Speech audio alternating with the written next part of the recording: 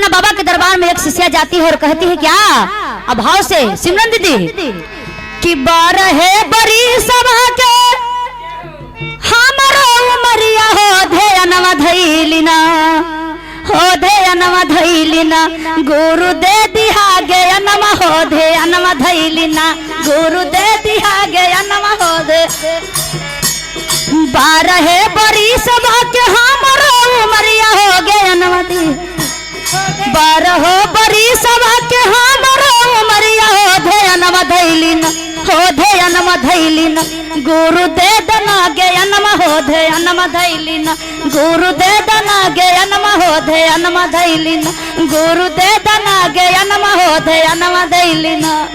जय हो, क्या बात है दीदी, ताली बजा के मीठी मीठी ताली बजाते रहिए।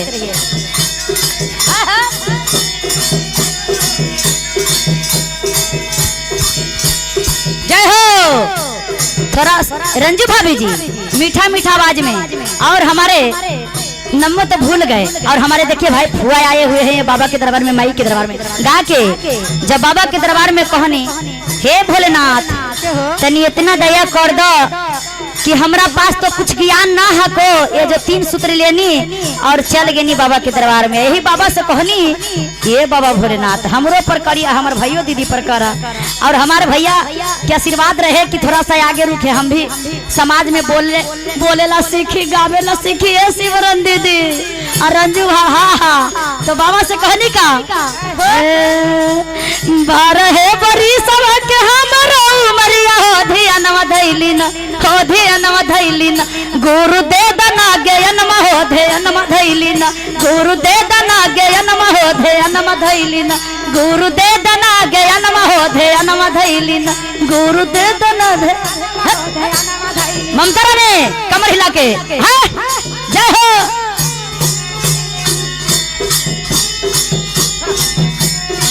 जब बाबा के दरबार में ज्ञान लेना है तो झूम के आइए ना। फुआ तू ना खड़ी हो आए है जय हो। ए ममता जरी फुआ को उठाओ ना तनी मनी के, तनी मनी। जब बाबा के दरबार में वही खड़ा होते हैं जो दिल में बसाए हैं, और कहना है झूम के फुआ फुआ जी आए है क्या बात है ऐसे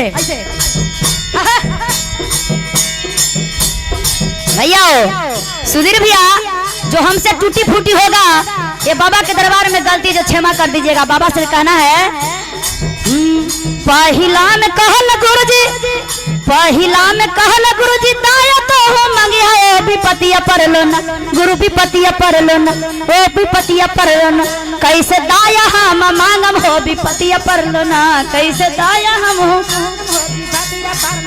कैसे दाया हम मांगम हो विपतिया परलो न।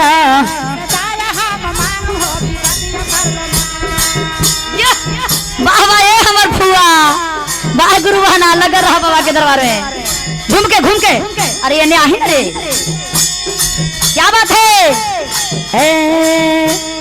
और कहानी बाबा के दरबार में सुधीर भैया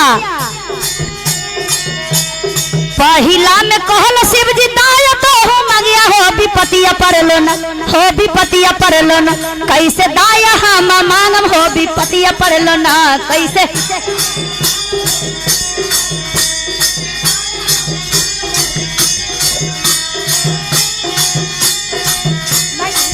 कैसे दाया हम मांगम हो विपतिया परलो न कैसे दाया हम मांगम हो विपतिया परलो न कैसे दाया हम मांगम हो विपतिया परलो न। जय हो क्या बात है।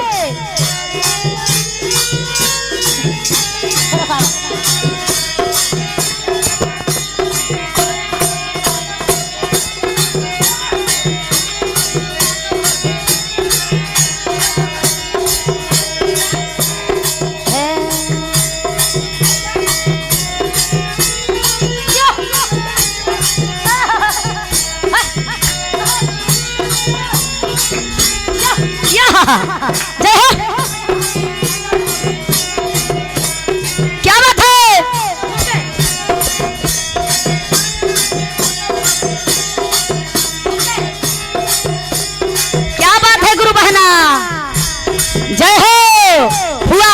मीठा मीठा मीठा है। और कहलन बाबा भोलेनाथ और हमारे साहेब भैया जी ने ये 3 सूत्र के ज्ञान दिए हैं और तीनों सूत्र के हम लोग पालन कर रही हूँ और करते जाऊंगी। और हमारे गुरु बहना भी हाँ मीठा मीठा में दूसरा में कहल शिव जी दूसरा में कहल गुरु जी चर्चा तो करिया हो विपतिया परलो ना।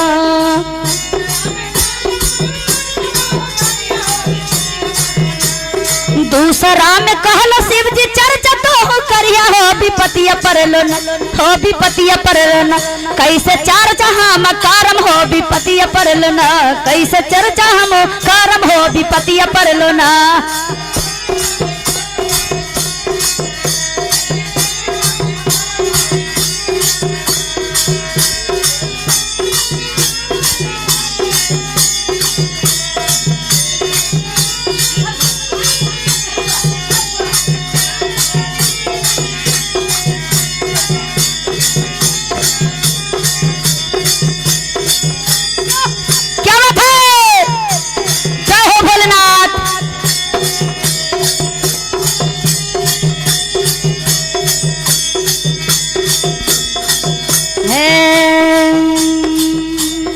और कहनी कि बाबा आप तो इतना कह रहे हैं और हमरा पास तो इतना दुख विपत है भगवान आ तो पर में भी हम अपना बाबा के चरण न छोड़ीला गुरु बहना। और कहनी का तीसरा में कहल शिव जी नाम शिव करिया हो विपतिया परलो हो विपतिया परलो। कैसे नाम शिव करम हो विपतिया परलो ना कैसे नाम शिव करम हो विपतिया परलो ना।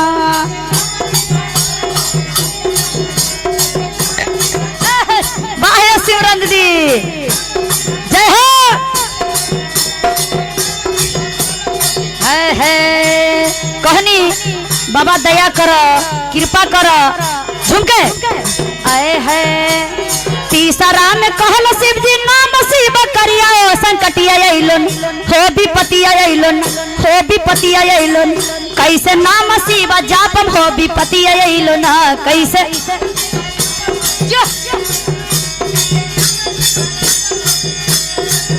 हो ध्यान मदेदन हो ध्यान मदेदन हो गयन मदेदन आइली तोहर चरनिया हो ध्यान मदेदन आइली तोहर चरनिया हो गयन मदेदन। भैया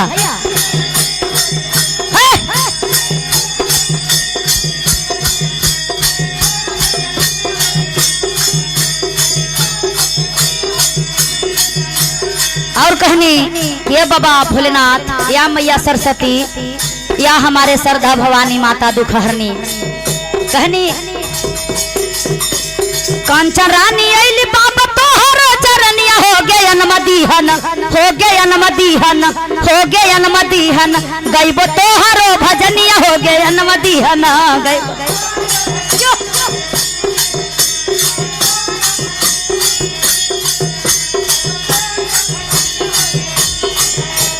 ममता रानी आइलो बाबा तोहरो चरनिया हो गयन मदीहन। सिमरन रानी आइलो बाबा तोहरो चरनिया हो धियन मदीहन हो गयन मदीहन हो बुधिया दीहन आइली तोहरो चरनिया हो गयन मदीहन। बाबा आइली हम चरनिया हो गयन मदीहन बाबा दीहन ध्यान में हो गयन मदीहन। बाबा गइबो तोर भजनिया हो ध्यान मदीहन बाबा गइबो तोर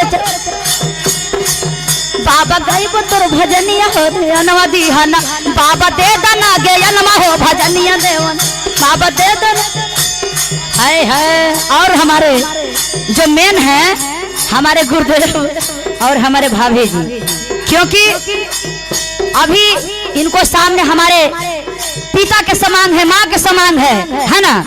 और कमरे वाले भैया जरा घुमा घुमा के लीजिएगा क्योंकि हमारे सभी गुरु बहना है। और कहना है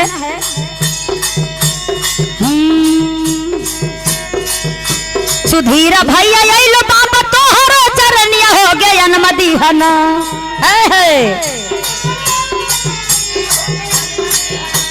रंजू भाभी आइलो बाबा तोहरो मदीहन हो ध्यान मदीहन बाबा अइली तोर चरनिया हो ध्यान बाबा अइली तोर चरनिया हो ध्यान मदीहन बाबा अइली तोर। और कहे के बा कि हमारे जीवन रोटी वही है मनिंदर शर्मा यही थुर बाबा तोहरो चरनिया हो ध्यान मदीहन हो ध्यान मदीहन हो ध्यान मदीहन बाबा यही तोर चरनिया हो ध्यान मदीहन बाबा यही तोर चरनिया हो ध्यान मदीहन कंचन गाबेला भजनिया हो गयन मदीहन कंचन गाबेला भजनिया हो गयन मदीहन कंचन गाबेला भजनिया हो गयन मदीहन कंचन गाबेला भजनिया हो गयन मदीहन कंचन गाबेला भजनिया हो गयन मदीहन कंचन गाबेला भजनिया हो गयन मदीहन बाबा ध्यान मदीहन भोला ध्यान मदीहन गुरु गयन मदीहन। तो प्रेम से बोलिए शंकर भगवान की मैया पार्वती की।